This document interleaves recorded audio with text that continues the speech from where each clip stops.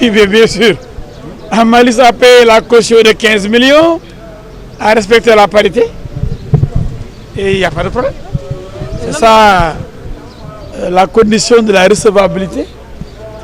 Je crois que toutes les listes même ont respecté les conditions fixées par le code électoral. Donc attendez-vous à vivre les élections les plus palpitantes, les plus coûteuses, les plus difficiles, avec un nombre impressionnant de listes. 48, c'est quand même beaucoup. Mais l'attente est longue. Ah, c'est normal parce que pour dresser 48 listes, confectionner 48 listes, rectifier les erreurs pendant une semaine, c'est difficile. Moi, je dis que la direction des élections, elle est brave.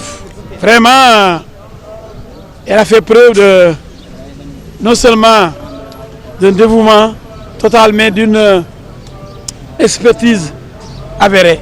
Je pense que ces gens que j'ai rencontrés, ce sont de véritables fonctionnaires qui travaillent pour leur pays. C'est extrêmement difficile. Mais c'est que le jeu politique sénégalais, il est fou. Il est terrible. Le Sénégal est un pays à part.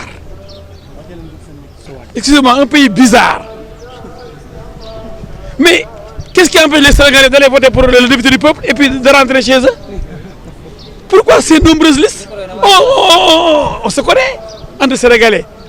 Ce n'est pas la peine de venir faire du show alors que vous n'avez rien prouvé. Okay. Mais ceux qui ont prouvé, on les connaît pourtant. Si vous voulez voter pour une liste, vous l'avez choisi avant de venir. Qui vous dit que dès que vous venez, vous allez rencontrer votre liste, parmi les 5 premiers bulletins?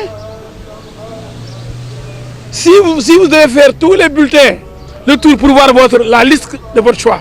Si vous prenez 5, vous n'avez pas encore pris le bulletin qui vous intéresse. Vous allez voter contre votre choix. Regardez, il y a des propositions farfelues. J'ai même suivi quelqu'un dire oui, je suis contre qu'on modifie le code électoral. Il y a des gens qui cherchent à se faire entendre. Des gens qu'on ne connaissait pas dans le bataillon. Ces nouveaux-là, les qui viennent d'arriver là, et qui se croient déjà députés quoi. Mais il y a des députés qui ont fait leur preuve dans ce pays. Qui a dit qu'on va changer le code électoral? C'est un fou venu de Touba qui l'a dit. Il n'a même pas consulté sa coalition Benno Bokk Yakaar. Vous connaissez bien ce fou. C'est un fou.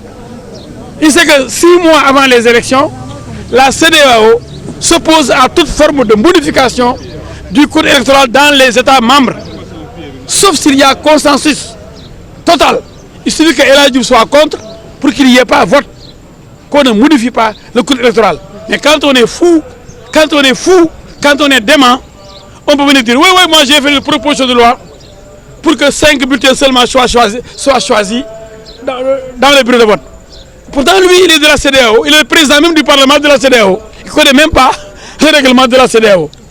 Ce sont des gens comme ça qui dirigent le Parlement de la CEDEAO et l'Assemblée nationale. Mais c'est ça le bas niveau de nos députés.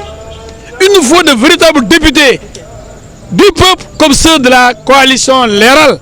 Mais 49 listes, venez chercher la coalition libérale, il y a 49 bulletins, mais la coalition de la transparence, qui veut la transparence dans la bonne gouvernance. Mais c'est libéral, c'est Maître El Hadji Diouf.